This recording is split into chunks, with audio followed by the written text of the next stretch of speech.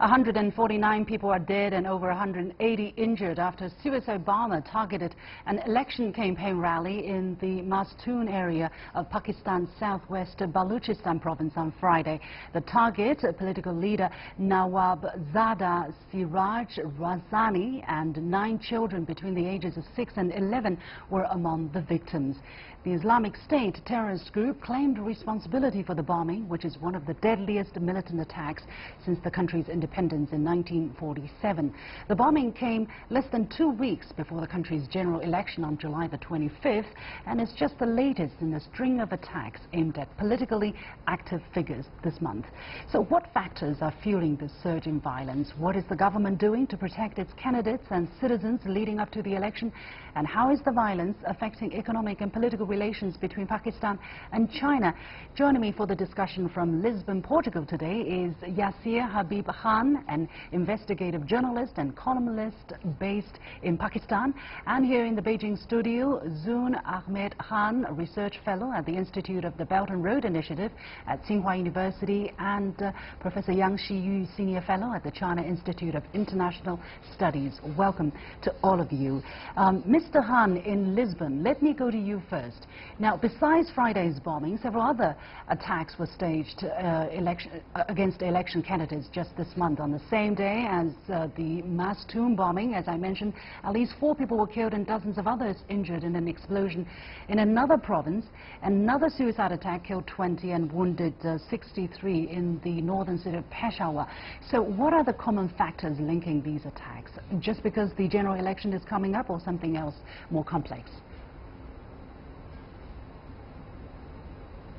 Yeah, in fact, always, whenever there are elections, the momentum of elections, always, people want such kind of a momentum to go on. But, the terrorist, groups, they don't want the elections and peace in elections, because it doesn't favor to their ulterior, their agenda. They want to disrupt the election. They want to sabotage the election so that the electoral process could not be completed and Pakistan could not move on to democratic process and have an elected government. So, okay. So far, I believe that there is a caretaker setup, and in a caretaker setup, I believe that always is poor and weak in administration and implementing its policies. Mm-hmm. It lacks strategy, it lacks administration and the strategy, and so that's why I believe that that is the point which is being exploited by the terrorist group. Okay. And so that's why, I mean, that wave is going on. Okay. And we expect more terrorist attacks on election rallies. Mm-hmm. Zoon Ahmed Khan here in the studio. Overall, Pakistan has seen a decline in terrorist attacks, and I'm talking to the guest here in the studio here. Now, according to the Pakistan Security Report 2017 released last January by the Pak Institute for Peace Studies, there has been a 16% year-on-year drop in terror attacks last year. Many people point to the government of Pakistan's National Action Plan, or NAP, launched in 2015 as the factor behind the drop. What from the NAP is working and what needs to change? Well, firstly, I think I would like to highlight, just as the previous guest mentioned, that the election time is a sensitive time in terms of maintaining stability. It is also a very crucial time because the world is watching. Mm-hmm. So when we speak of NAP, it is first important also to understand that Pakistan, for the many years, as you just mentioned, has consistently been quite successful in countering terrorism. And the current attacks can be understood in the bigger picture of Pakistan's current regional partnerships, which is a very anti-Daesh regional partnership between China, Russia, Pakistan, Iran. Just one day before this big attack in Mazdoon, the intelligence heads of all of these countries were in Pakistan having a meeting. So really, if we want to understand, it's not just the election time, it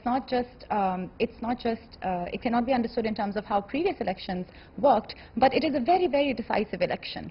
So if we look at it practically, Pakistan is already extremely overstretched. Pakistan's forces are not only securing the western and eastern border, they're also trying to ensure safety inside the borders. And now we are looking at a situation where we need more intelligence-related leads to counter this. If we are to expect more such attacks, then it is important for us, it's impossible to 100% ensure the safety. And it is crucial for us to do that, because anyone who is trying to attack the election process or to harm it is doing that with the intention to discredit the election process itself. Professor Yang, let me come to you. According to the same Pakistan Security Report 2017, Balochistan remains one of the most critical areas, with 288 terrorism-related killings in 2017. Why is Balochistan so volatile against terrorist attacks, and what has the government been doing in curbing the violence? Well, I think the reason is very complex, based on contradictions among ethnic groups and the different religious belief organizations. So obviously this latest terror attacks targeting at election, but the concrete target is some of the groups of ethnics and religious beliefs. So basically the complex contradictions is really the root of the rising up and down of the terror attacks, and as well the gaps between the rich and the poor, the gap between the regions, between the Balochistan province and others, also contribute to the rising of a terrorist movement there. Let me go back to Yasir Habib Khan in Lisbon. Now, at a briefing days before Friday's attack, military spokesperson Major General Asif Ghafoor announced plans for the vast security operation as polling starts. He said almost 372,000 security personnel will be deployed. That includes around 135,000 reservists and 4,000 personnel, each from the Pakistan Air Force and Navy. How effective do you think these efforts will be, and is there anything else that needs to be done? Yeah, I believe that as far as the army has made a lot of arrangements and has a foolproof plan for the deployment of a lot of forces to have a to prevent that kind of terrorist attacks. But I believe that with this that kind of arrangement, the political leadership also needs to come and to put the action together, because with the civilian authority and the military authority, then we can face this challenge with conviction. One thing, and I want to add that we have two authorities. One is NACTA, National Action NACTA, and one is another. We have a policy, National Internal Security Policy. So if we talk about the NACTA, so NACTA is so far it was established in 2009, but so far it remains slumber, and so far it hasn't been empowered too much to deal with that kind of the worst situation.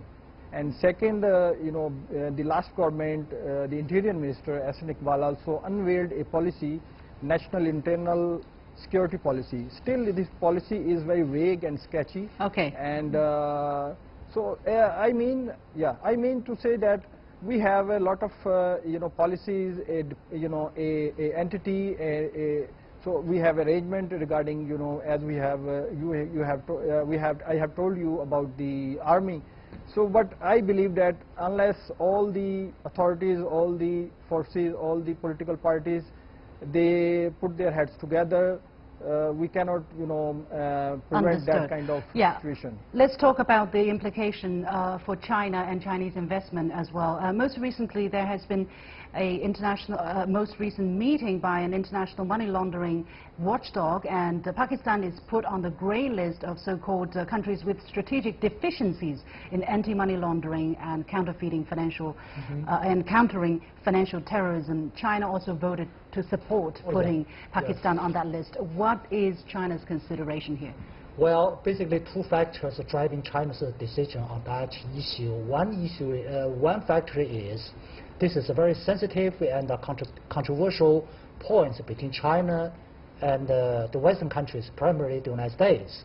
And China has successfully derailed U.S. efforts on putting Pakistan on the so-called blacklist. Mm-hmm. But meanwhile, the second factor is there are indeed some shortcomings of Pakistani government on cracking down the money laundering that really need to be improved. So at the final, the green list is the commonly accepted results. So China make decision based on the fact that the majority of the international committee members regard Pakistan really containing some shortcomings in that area. And that's not the single action by China. China, on one hand, vote for what we had done, you mentioned. And meanwhile, China has prepared to help Pakistan to improve, to strengthen the effort to improve their financial system, so that pull Pakistan out of the so-called grey list as soon as possible. Yeah, Zoon, let me come to you. What do you think this violence is having to do on China and Pakistan's relationship, both in terms of security, political relationship, and the lot of Chinese investments that's going into the Belt and Road Initiative?